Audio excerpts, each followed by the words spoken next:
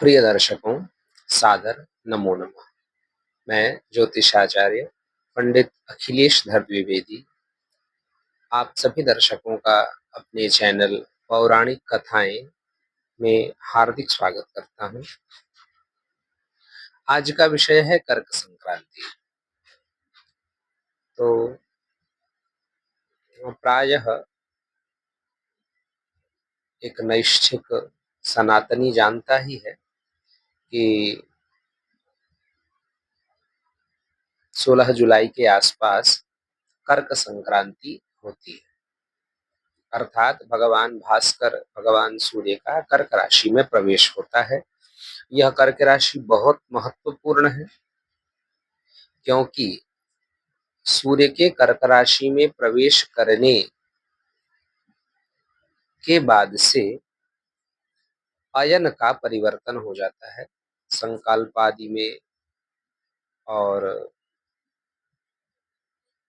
काल के भी ज्ञान में अयन बड़ा आवश्यक है। तो कर्क राशि में प्रवेश करने पर दक्षिणायन आरंभ होता है और यहीं से वर्षा ऋतु भी जो है वो आरंभ होती है। तो आइए जानते हैं कि कर्क संक्रांति अर्थात सूर्य कर्क में प्रवेश कब करेंगे, कर्क राशि में प्रवेश कब करेंगे और सबसे महत्वपूर्ण संक्रांति का पुण्यकाल। तो अब यह तो प्रायः सभी जानते हैं कि देश भेद से ग्रहों के चाल में, ग्रहों की गति में भेद तो आता ही है। तो सर्वप्रथम जिस प्रांत में हम हैं अर्थात छत्तीसगढ़ प्रांत की चर्चा करें तो छत्तीसगढ़ प्रांत में भगवान भास्कर सूर्य का कर्क राशि में प्रवेश 16 जुलाई 2025 दिन बुधवार को सायंकाल 5:40 पर होगा। भगवान सूर्य का कर्क राशि में प्रवेश। तो छत्तीसगढ़ प्रांत में और ऐसे ही छत्तीसगढ़ के आसपास जितने दक्षिण के प्रांत हैं, इन प्रांतों में जो कर्क संक्रांति है, यह कर्क संक्रांति और कर्क संक्रांति का जो पुण्य काल है वह 16 जुलाई को ही माना जाएगा। अब यह पुण्य काल कब से माना जाएगा? तो अब इस सोशल मीडिया के समय में बहुत सी भ्रांतियां फैल जाती हैं। तो लोग कह रहे हैं कि 16 जुलाई को सूर्योदय से लेकर सूर्यास्त पर्यंत पुण्यकाल मानना है, लेकिन यह उचित नहीं है।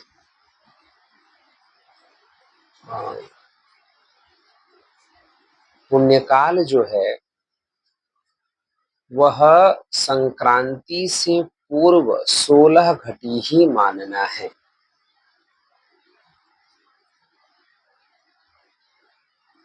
तो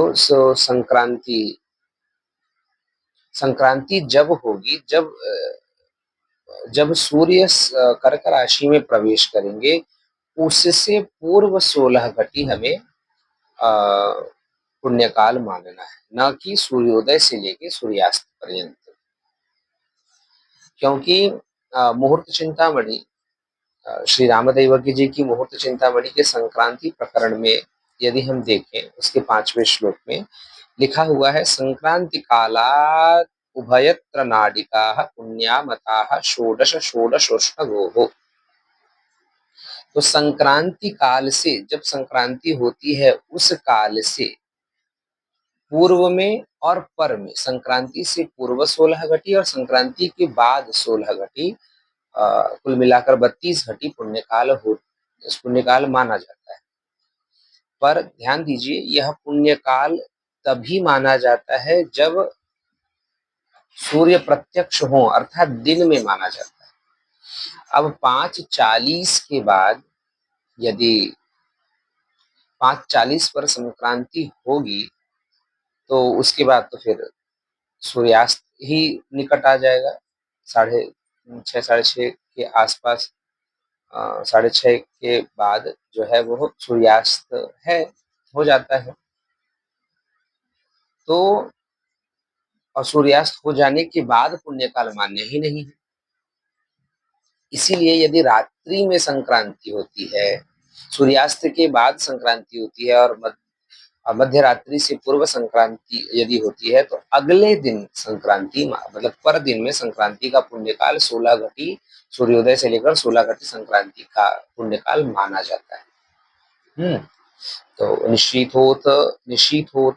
निशीथतोर्वाग परत्र संक्रमे पूर्वा पराहाम तिमपूर्व भागयोः। तो इन सब बातों को ध्यान में रखते हुए यह बात जान लीजिए कि 16 जुलाई 2025 दिन बुधवार को सूर्योदय से लेकर सूर्यास्त पर्यंत संक्रांति का पुण्यकाल नहीं है। संक्रांति से पूर्व 16 घटी। अब ये पूर्व 16 घटी का अर्थ है, मोटे तौर पर आप मान लीजिए संक्रांति से पूर्व 6.5 घंटे पहले से पुण्यकाल आरंभ होगा।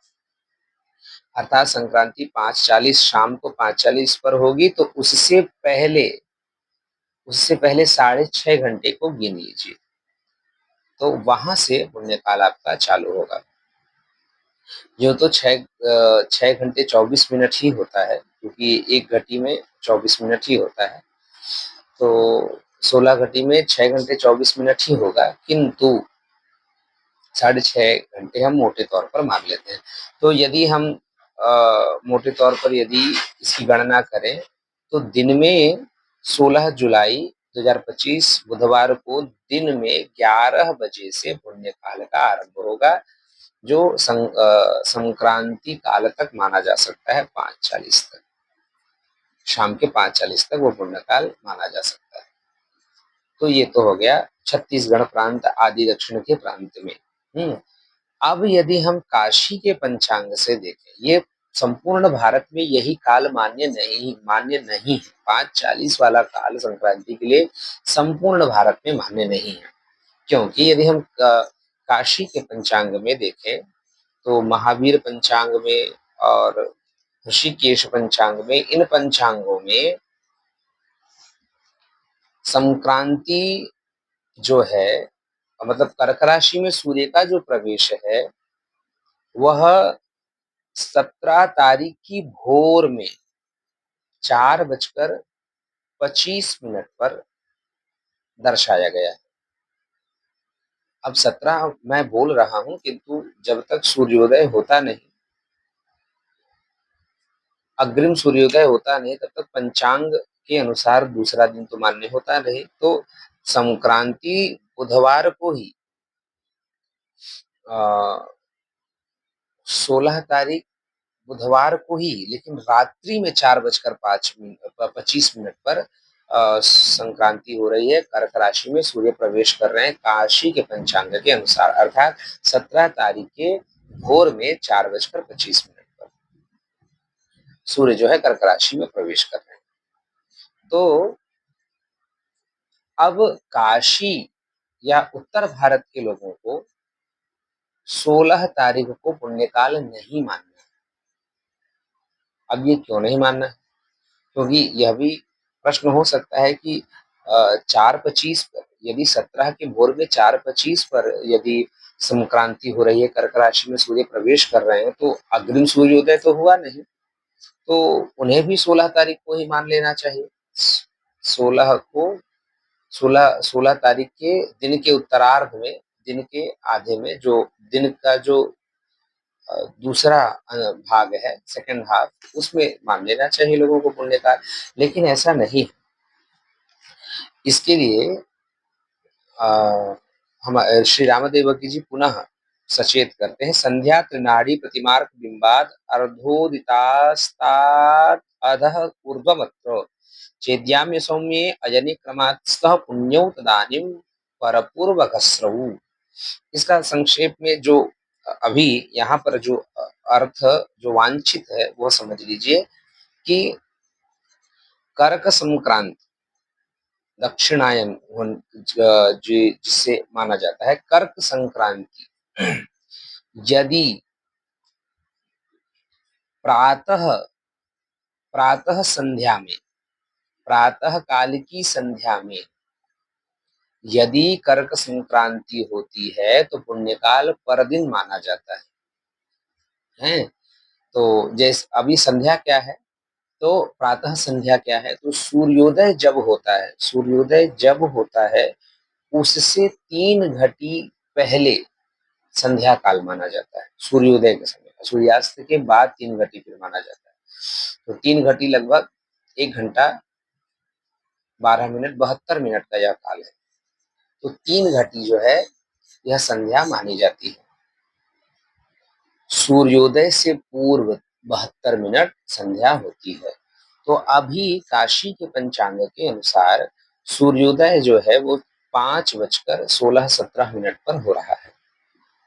तो यदि हम इससे पूर्व 72 मिनट, अगर इससे पहले जाएं, इससे पूर्व का 72 मिनट देखें भी, तो वो 4:15 से पहले का हो जाएगा, क्योंकि 5:15 बजे यदि सूर्योदय हो रहा है तो 1 घंटे पीछे जाइए, 60 मिनट पीछे जाइए तो 4:15 हो गया, और 10 मिनट और पीछे जाइए तो लगभग 4 बजे के आसपास से जो है संध्या काल चालू हो जा रहा है। प्रातः संध्या जो काल है वो चालू हो जा रही है। देखिए इसमें लिखा भी है, सूर्य बिंब के आधा उदय होने के पहले 3 घटी प्रातः संध्या और सूर्य बिंब के आधा अस्त हो जाने के बाद 3 घटी सायं संध्या काल होता है। इसमें प्रातः संध्या सूर्य बिंब अर्धोदय से 3 घटी पहले में याम्यायन संक्रांति अर्थात कर्क की संक्रांति हो तो पर दिन में पुण्यकाल होता है। इसीलिए काशी के पंचांग में जो पुण्यकाल है वो 16 तारीख को नहीं दिखाया गया है। आप देखेंगे यदि काशी के पंचांग को, तो उसमें लिखा है 16 जुलाई बुधवार षष्ठी तिथि।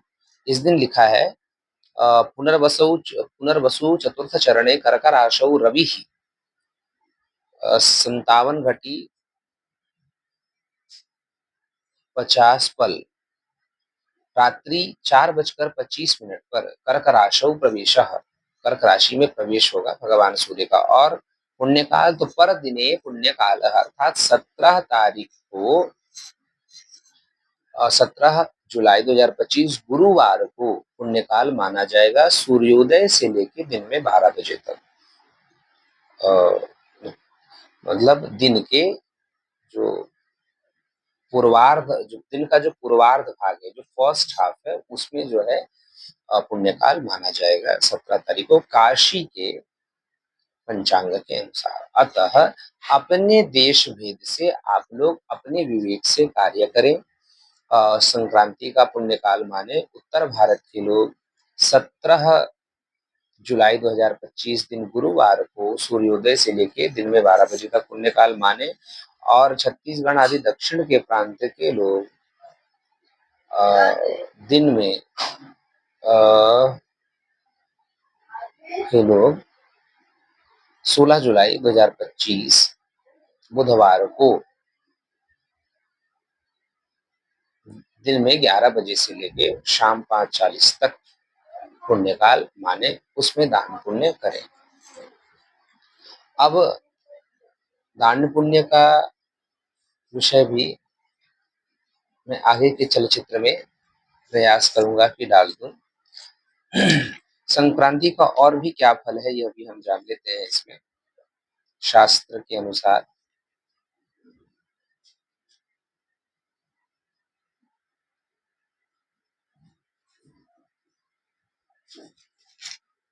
तो एक तो पहली बात कि बुधवार को संक्रांति और उत्तरा भाद्रपदा नक्षत्र में संक्रांति, ये दोनों ही, तो ये इसमें लिखा हुआ है कि बुधवार को यदि संक्रांति हो तो वो क्षत्रियों को सुख देने वाली होती है। और देखिए बुधवार को यदि संक्रांति हो तो क्षत्रियों को सुख देती है, और स्थिर संज्ञक नक्षत्रों में संक्रांति हो तो वो विप्रों को सुख देती है। मंदाकिनी और मंदा इन संक्रांतियों की संज्ञा होती है। तो इस प्रकार से इन दो वर्णों को यह सुख देने वाली होगी कर्क की संक्रांति। और उसके बाद कीदृशः रवेः संक्रमो जातस्य जातः तत्फलमिंद्रम तत्फलम। तो अब ये जो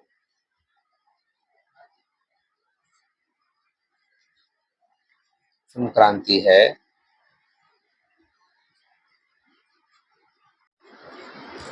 अब एक और विषय जान लीजिए कि संक्रांति के समय जो करण होता है, उस करण के अनुसार उस संक्रांति का फल भी होता है। जैसे इस समय जब संक्रांति होगी, जब भगवान भास्कर कर्क राशि में प्रवेश करेंगे, उस समय वणिज करण होगा। तो वणिज करण में जब वणिज करण के रहते हुए जब भगवान भास्कर किसी भी राशि में प्रवेश करते हैं, तो उस समय भगवान भास्कर की स्थिति कैसी होती है, तो कहा वह बैठे हुए होते हैं, उपविष्ट होते हैं। अब इसका क्या फल है, देखिए मुहूर्त चिंतामणि की हिंदी टीका में लिखा हुआ है कि सूर्य के बैठे रहने पर संक्रांति लगे तो उस समय बैठे हुए मनुष्य को कष्ट होता है। सूर्य के खड़े रहने पर खड़े हुए मनुष्यों को, मतलब सूर्य के खड़े रहने पर संक्रांति लगे तो तत्काल में खड़े हुए मनुष्य को कष्ट, और सूर्य के सोते हुए संक्रांति लगे तो संक्रांति में सोए हुए मनुष्य को कष्ट होता है। अतः इस बात का ध्यान रखना है कि जब संक्रांति हो रही है 5:40 पर, जिस भी आप क्षेत्र में है 5:40 पर, यदि दक्षिण के प्रांत में है और उत्तर के प्रांत में है तो 17 तारीख के भोर में 4:25 पर बैठे हुए अवस्था में नहीं रहना है, क्योंकि संक्रांति काल में भगवान भास्कर जिस स्थिति में होते हैं उस स्थिति में मनुष्य को नहीं होना चाहिए, अन्यथा उसे कष्ट होता है।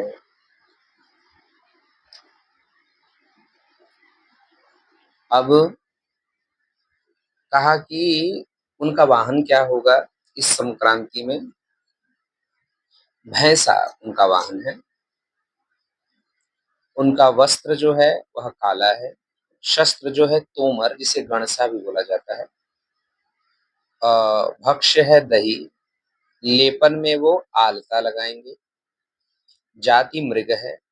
पुष्प मदार, और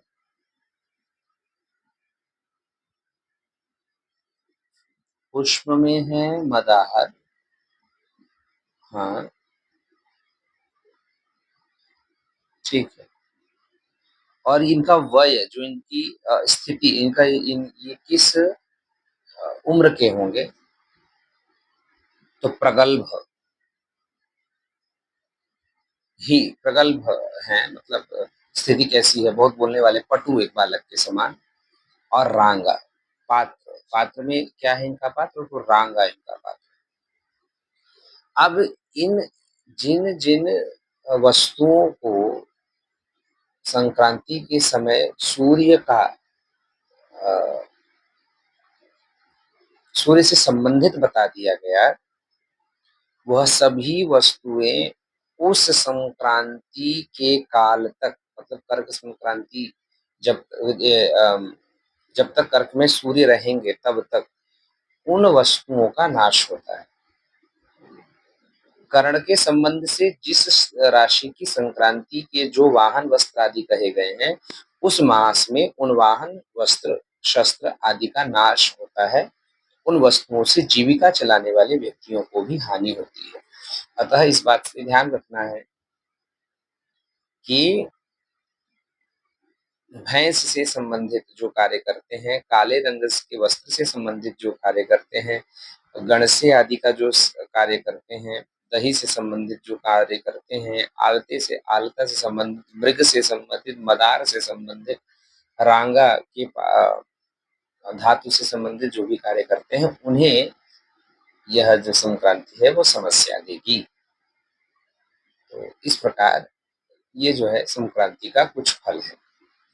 अब संक्रांति में क्या दान करना चाहिए इस संक्रांति में, और इसके क्या, इसके पीछे क्या कथा आदि है, ये हम अगले चलचित्र में सुनेंगे। तब तक के लिए धन्यवाद।